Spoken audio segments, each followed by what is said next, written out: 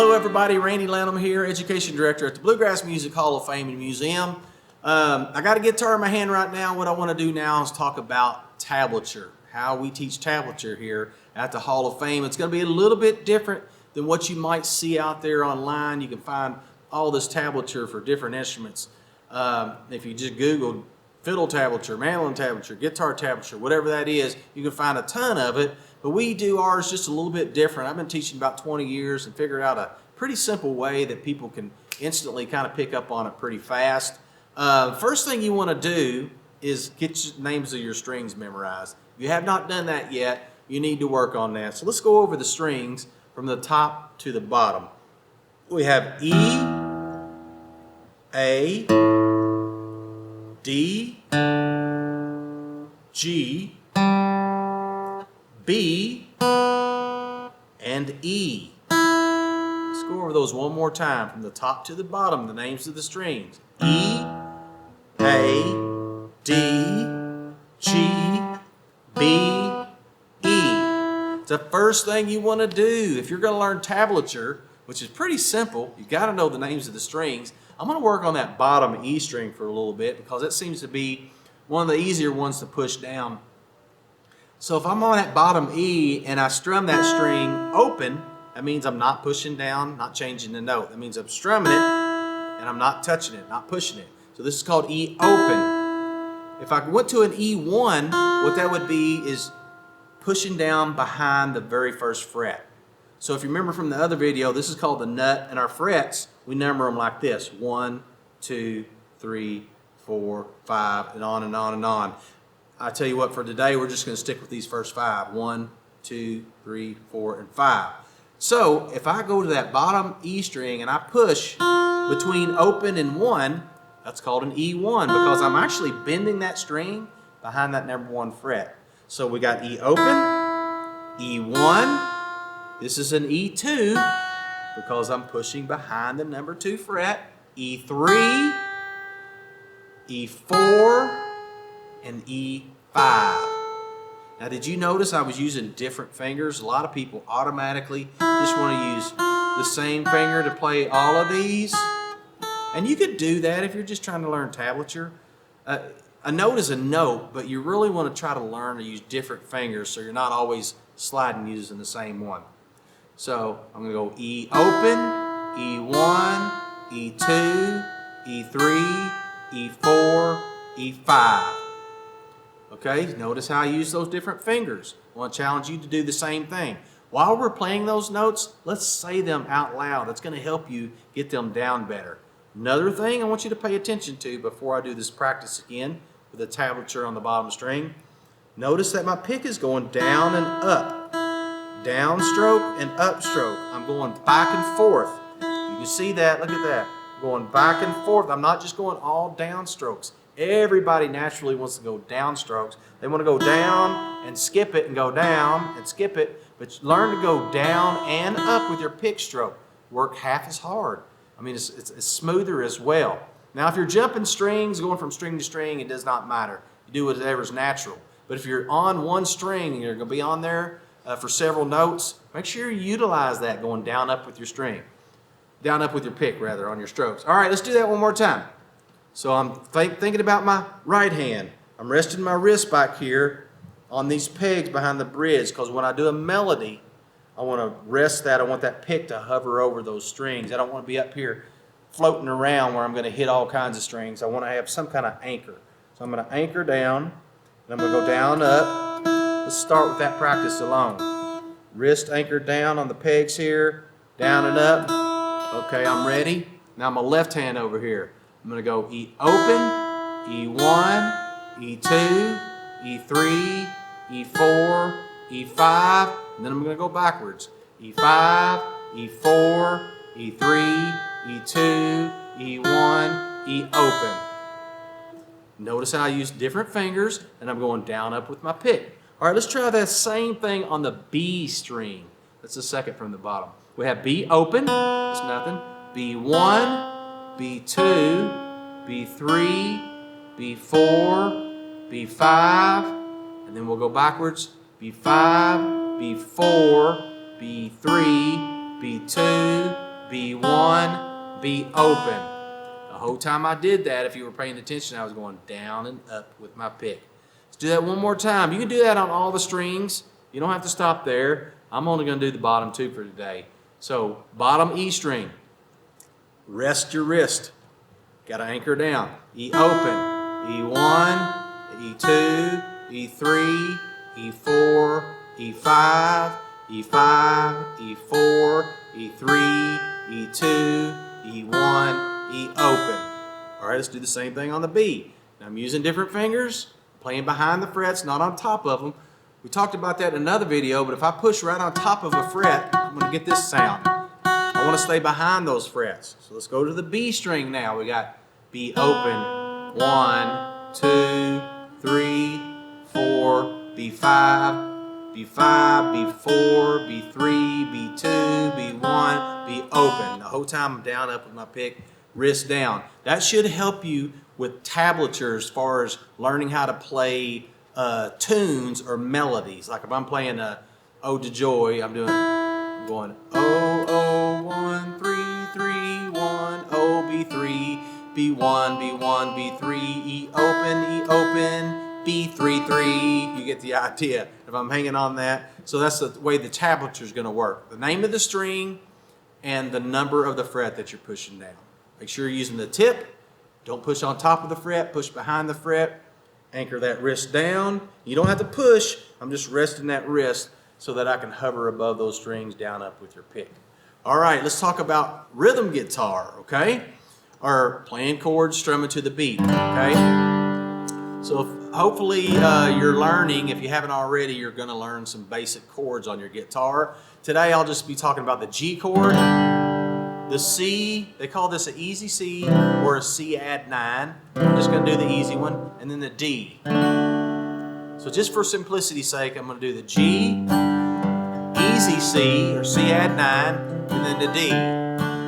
Okay, and we're just going to talk about that for a little bit.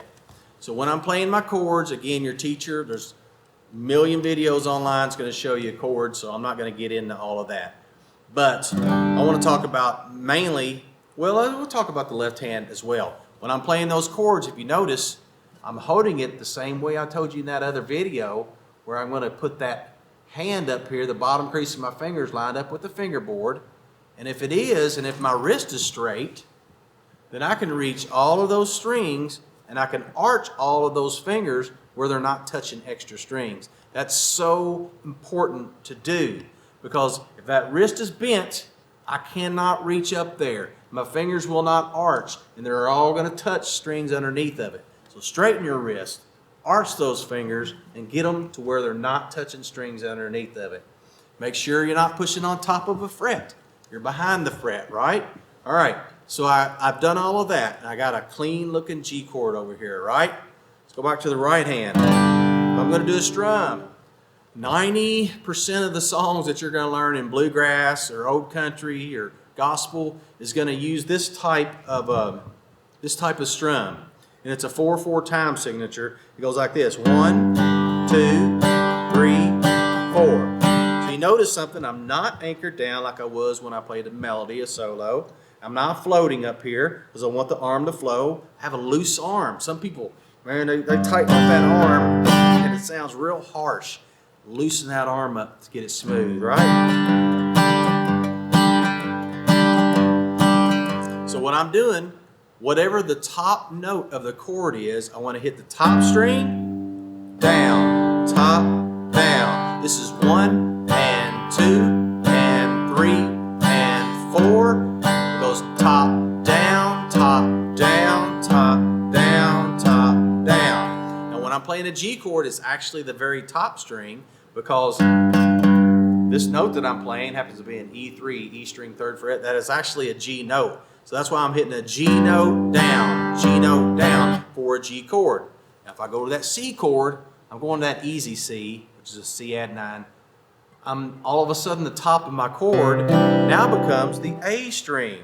I'm not doing the very top, but when I say top down, it's the top of the chord. Here's the top of my chord: A string down, A string down, A down, which is 1 and 2 and 3 and 4, top, top, down, top, down, top, down, top, down. Let's go to the D. What's the top of a D chord? The D string is the top of a D chord. So I'm going D string down, D string down, D down, D down, which is 1 and 2 and 3 and 4 and 1 and 2 and 3 and 4. Good, so you get the idea. Now, when you go reading the chord charts that we use at the Bluegrass Music Hall of Fame and Museum, for the guitar we use chord charts, whether we have written down you backing up a fiddle tune, you know, it could just be a chord, it could just say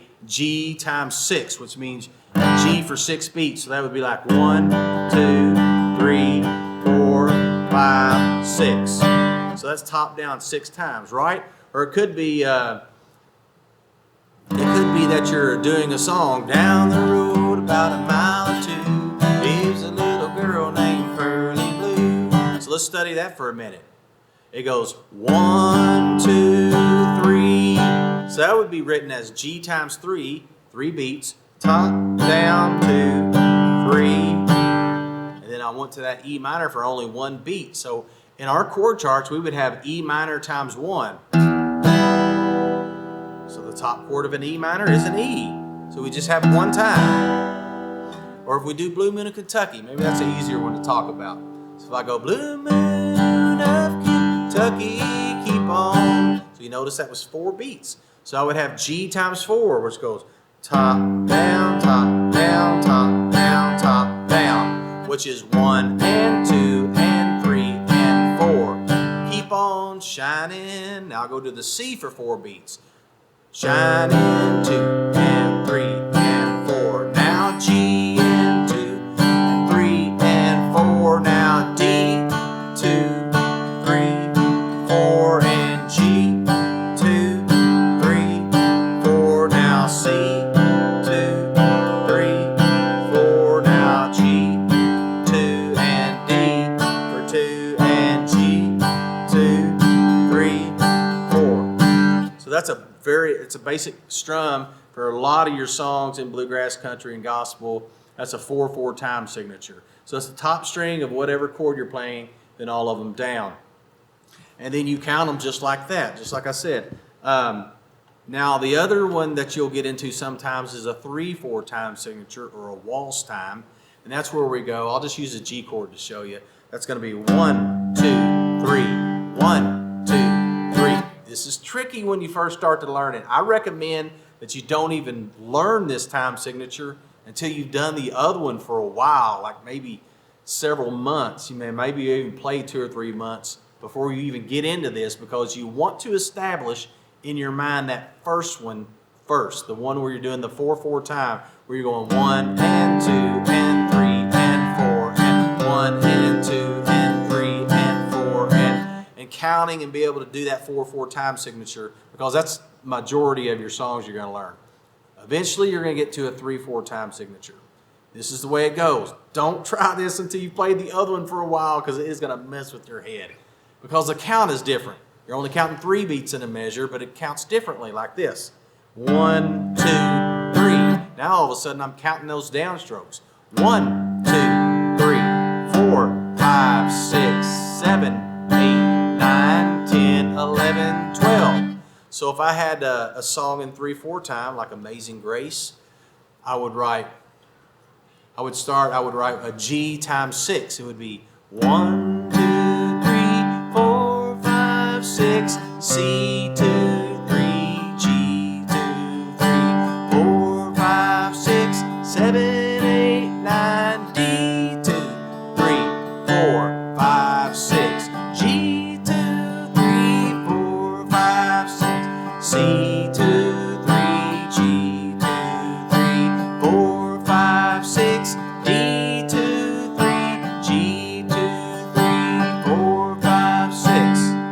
So I hope that's helped you learn the 2 main time signatures you're going to do for most of this music. Will be the 4/4, the top down, 2, 3, 4, and then the 3/4, the top down, down, 1, 2, 3. And again, knowing how to read the tablature and arch your fingers, stay off the frets, and all that stuff I covered. The good thing about these videos, you can rewind this and go over it all you want.